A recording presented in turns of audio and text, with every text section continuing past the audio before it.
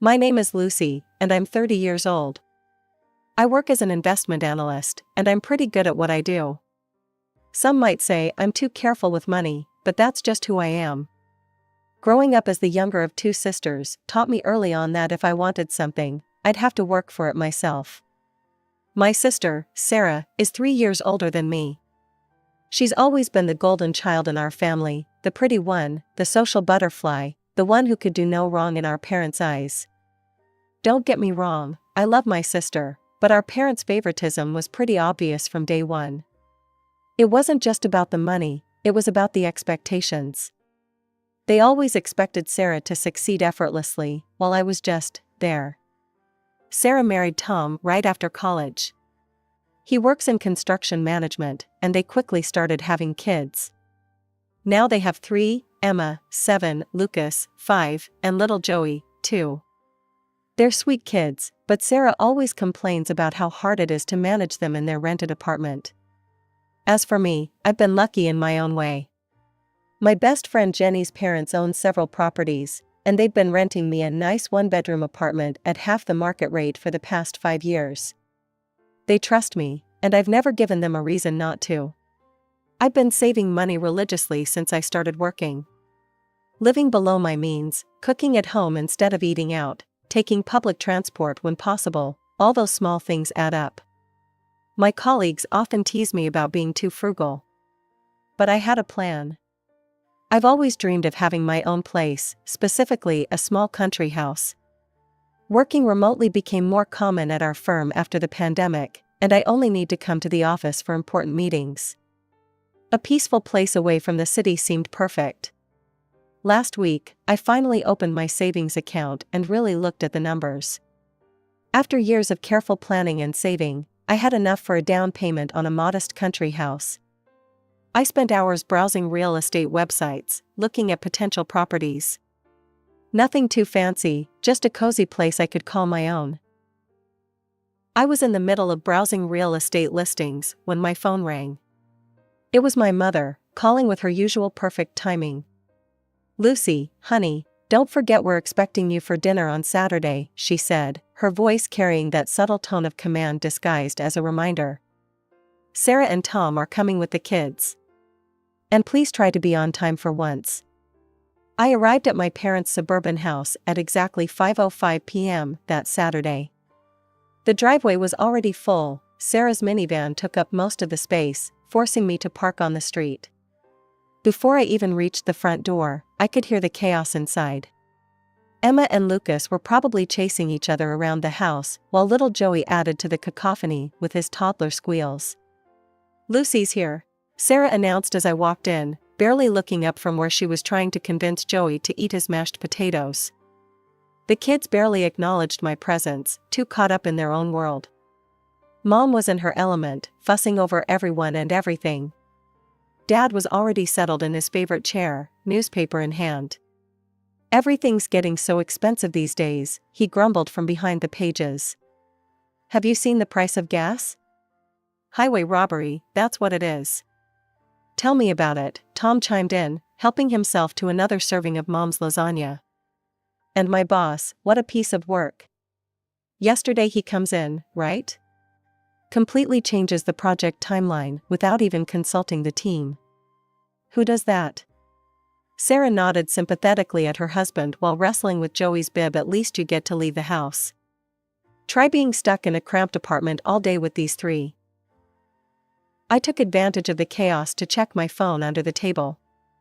There was this perfect little cottage I'd been eyeing, 2 bedrooms, a spacious kitchen, and a gorgeous garden.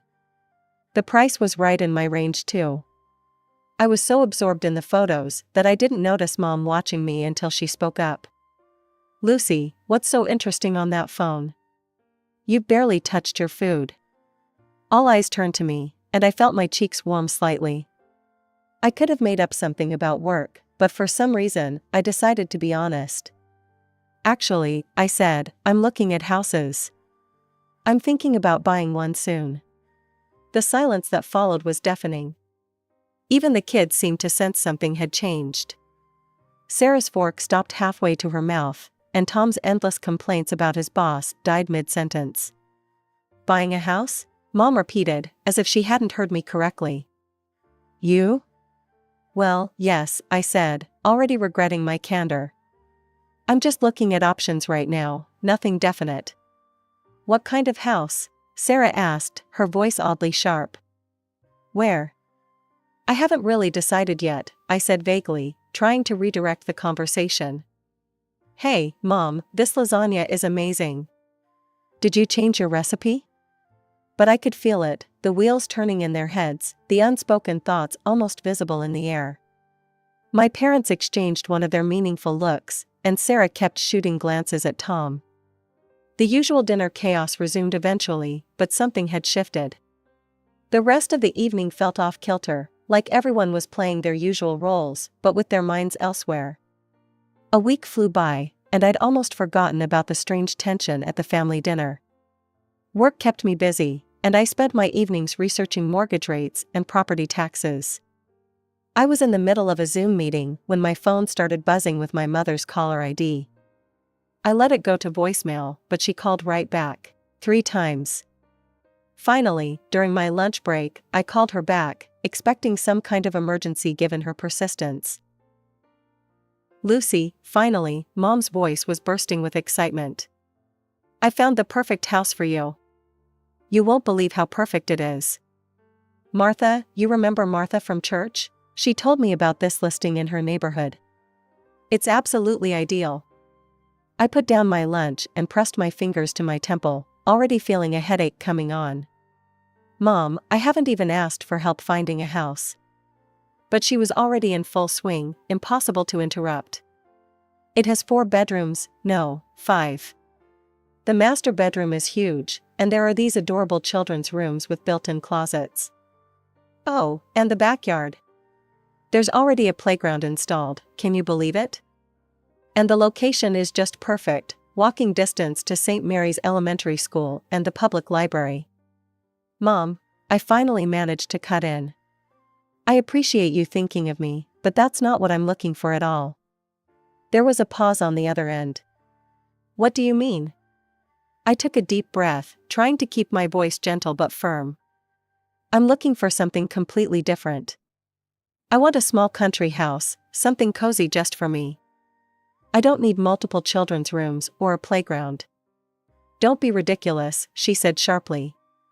You can't just think about yourself. You need to plan ahead.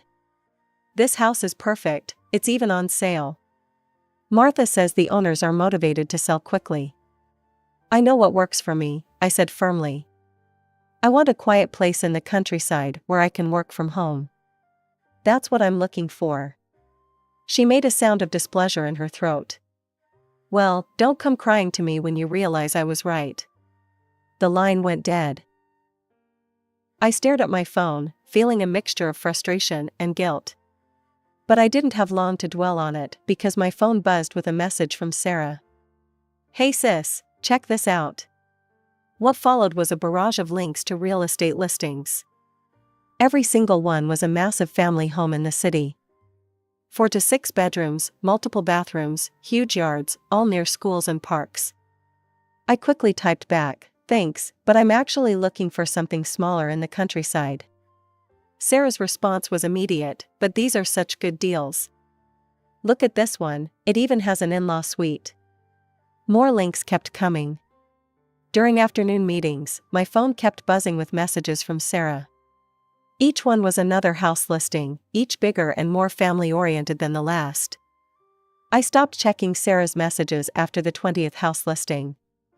Instead, I called Amanda Chen, a realtor I'd found through positive online reviews. She had a reputation for really listening to her clients, which was exactly what I needed. I want something small and cozy, I explained.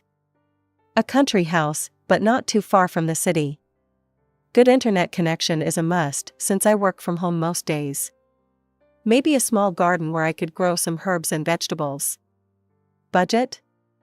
I told her my range, and her eyes lit up.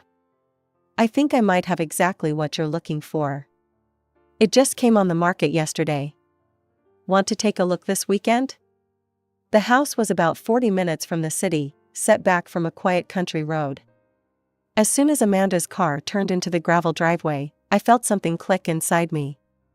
The house was perfect, a charming two-bedroom cottage with white siding and dark green shutters. A wraparound porch hosted 2 rocking chairs, and mature maple trees provided shade in the front yard.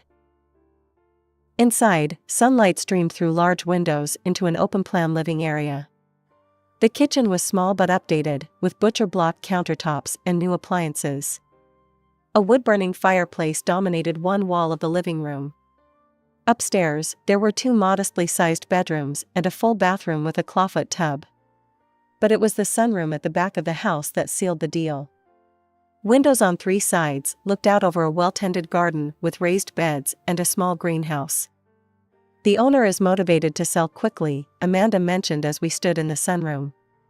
She's willing to offer a 5% discount for a fast closing. I didn't hesitate. I want it. The next week was a whirlwind of paperwork, mortgage applications, and negotiations. I put down a larger down payment than required to keep the monthly payments comfortable.